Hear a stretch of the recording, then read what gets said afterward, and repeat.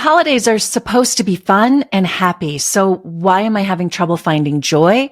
The help you need and some inspiration to get you there just ahead. I'm Natalie Tysdal, a journalist who decided enough is enough. I left a career that looked glamorous to do what I was scared of doing, going out on my own. I'm a married working mom of 3. On this podcast, we're going to talk about issues that really matter. Why am I not sleeping? What's up with that diet everyone's talking about? Are my kids falling behind? How do I leave that job and start over? Welcome to the Natalie Tysdal podcast. I'm so glad you're here. Hi, everyone. Welcome to the podcast today. It's Natalie and it's Christmas time. Things are busy. I get it. I'm actually feeling slightly ahead of where I usually am this time of year, but that doesn't mean that things have been easy. In fact, it has been the hardest year of my life. Our 2 college-age daughters were home for Thanksgiving. They're going to be coming back for Christmas. I can't wait. It's been nice having the whole family back in the house. All my birdies in the nest, as I like to say. The hardship of the past year and a half, for me, it's been overwhelming. And yet, I know that that's part of the big picture and part of God's plan. Surprisingly, it's actually one of the most joyous Decembers I can ever remember because I'm more grateful than ever before. It's all perspective, and that's really what I want to talk about on the podcast today, finding joy when it just doesn't even seem possible.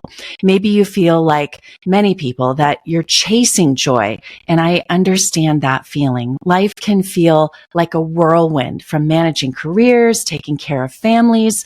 It's easy to get caught up in the never-ending to-do list and then forget about the importance of joy and what joy means. But amidst the chaos, finding moments of pure happiness, that can be a game changer.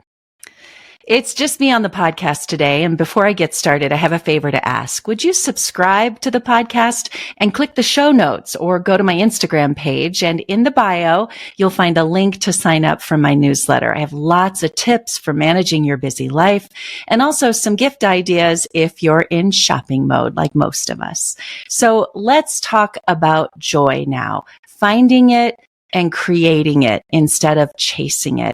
I think joy springs from being grateful. It comes from embracing each moment as it passes, knowing that when it's gone, it's never going to come back again. Romans 12:12 says, rejoice in hope, be patient in tribulation, be constant in prayer. I think that we sometimes confuse joy with happiness.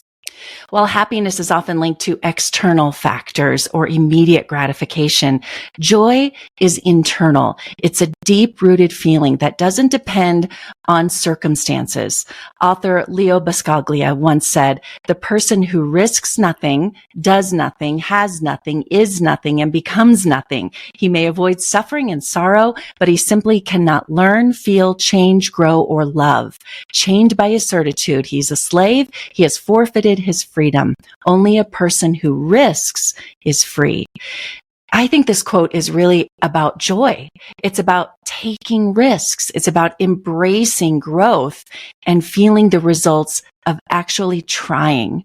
So how can you tap into this reservoir of joy? Here are some tips and some strategies that I have found, and I hope they help you. First of all, prayer. When we are focused on our relationship with God and we are in partnership daily, even hourly with Him, we're going to feel more joy. It's that simple. He wants us to be in relationship with Him, not just in church, but in our daily lives, walking with Him. That alone is going to bring you so much more joy.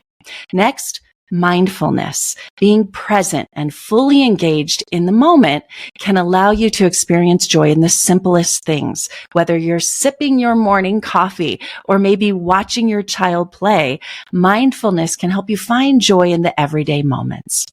Next, gratitude. I talk about this a lot on the podcast, on my blog, in my social media, because I believe so much in it. Practicing gratitude can shift your focus from what's wrong to what's right in your life. When you start feeling overwhelmed or anxious, take a minute, look around, list what you're grateful for. It can be as simple as the breath in your lungs, the sunshine, the friend who texted you just to say hi. Those are things you can be grateful for, and it's going to shift your mind from what's negative. So when you start feeling that way, pause and just look around. There is always something you can be grateful for. And being grateful, let me just tell you, it's a habit. It takes practice, but once you start practicing it, you're going to get better at it and you're going to start to feel more joy. Next, are you taking care of yourself physically, emotionally, and mentally? It's crucial for experiencing joy. Regular exercise, eating healthy, adequate sleep, activities that you really love. Those are going to contribute to your overall well-being and your happiness and, more importantly, your joy. Are you looking for ways to stay energized, healthy, and help your family stay healthy? I've started taking supplements from Seeking Health, and it has changed the game for me. I no longer worry that my family is getting enough of the vitamins we need, and I know the quality of what we're taking is top-notch. I take an immunity support supplement, magnesium, and several others, including electrolytes to stay hydrated. So many people ask me about these supplements that I've made it really easy for you to find right on my website, natalietysdal.com/favorites. Also, bonus, I have a coupon code to help you save 10% on your order. You will find that coupon code on the website as well. Go to natalietysdal.com/favorites. Click on Seeking Health.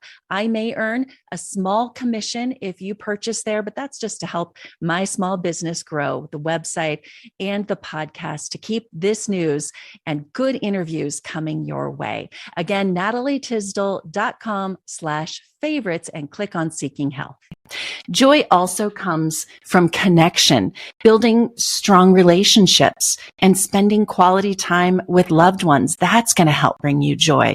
We tend to think that we can get by on our own. I am so guilty of this. I'll do it. I can do it. I can handle it. Just let me sit down and focus and I can handle it. Some of that's true, but remember, joy shared is joy doubled.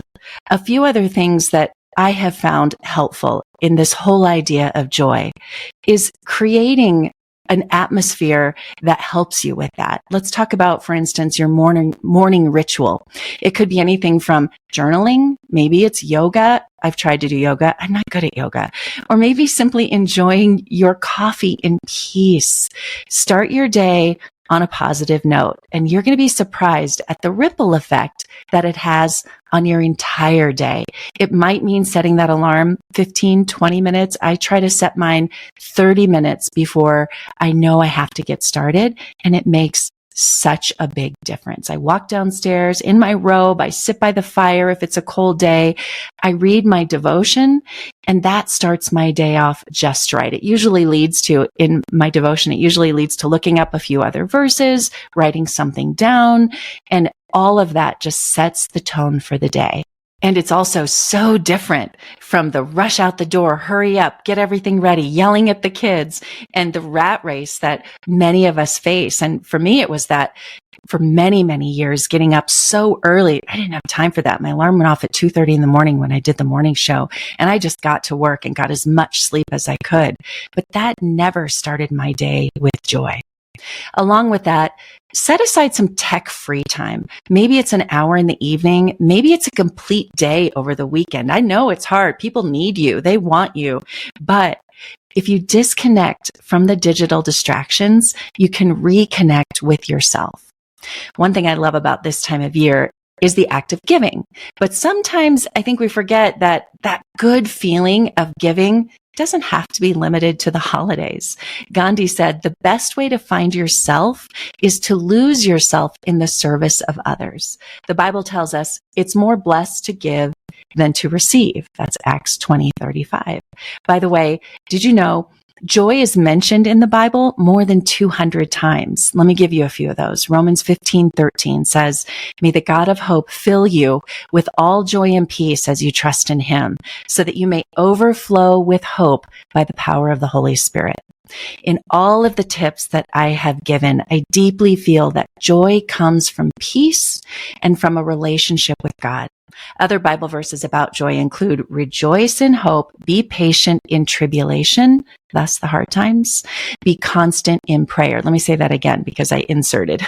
Rejoice in hope, be patient in tribulation, be constant in prayer, Romans 12:12. And how about this one? These things I have spoken to you, that my joy may be in you and that your joy may be full, John 15:11. Ultimately, joy comes from connecting our hearts and our minds to God.